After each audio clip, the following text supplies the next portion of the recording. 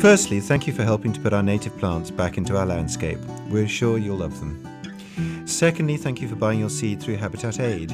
We work with a top quality community of small British suppliers and conservation charities, so you can feel doubly good about using us.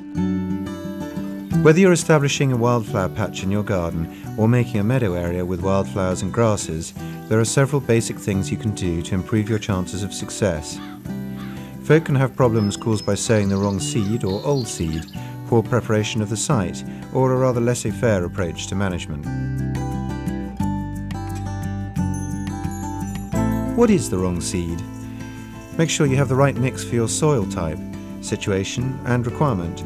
You might love scabious, for example, but if you've got clay soil, you're not going to have any joy growing it. Most meadow flowers will do poorly in shade.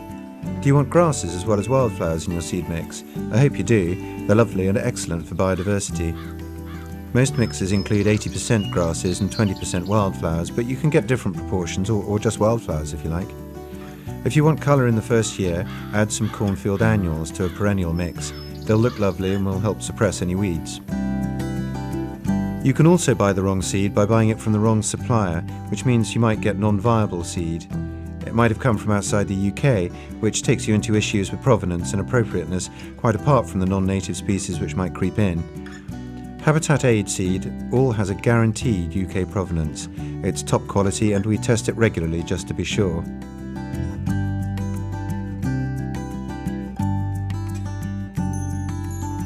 So you've decided which seed to buy. What do you do next?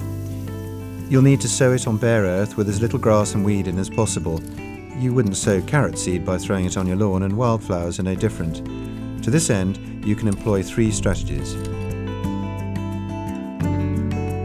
The nuclear option. Strip off the topsoil or spray the weeds growing on it.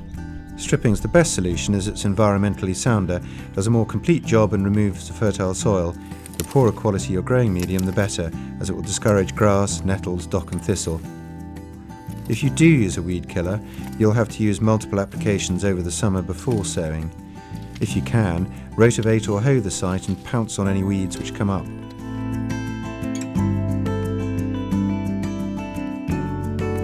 Plan B is less dramatic. Cut out squares of any existing turf, replace with a mix of 50-50 sand and topsoil, and sow your wildflowers into the squares. Unless you establish yellow rattle, which we'll talk about in a moment, it's a doomed strategy though, as the surrounding grasses will just take over.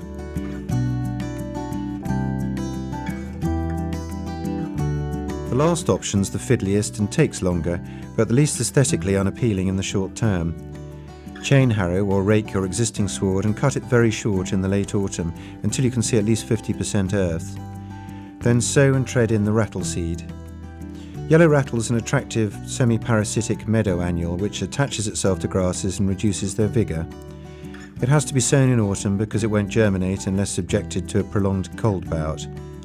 The idea is that the rattle will knock back the grass, and then, the following autumn, you can repeat the treatment but sow your wildflower mix rather than the rattle. It might not work, it's a fickle plant, although it's done the trick for us when we've tried it.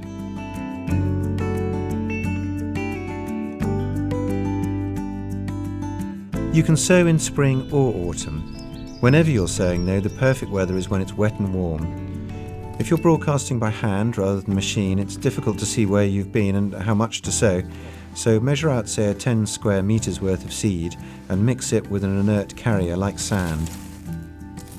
Although we rotivated this site last autumn, it doesn't look like it now, so a quick rake over will tidy it up and give it a nice tilth. Once you've sown the seed, lightly roll it or tread it in. Some seeds will germinate amazingly quickly, so keep an eye on the seedlings and make sure they don't dry out. If you don't have any annuals in your mix, keep it cut to around 10 centimetres throughout the first summer after sowing to stop annual weeds developing and to keep the grasses suppressed, to allow the wildflowers to develop.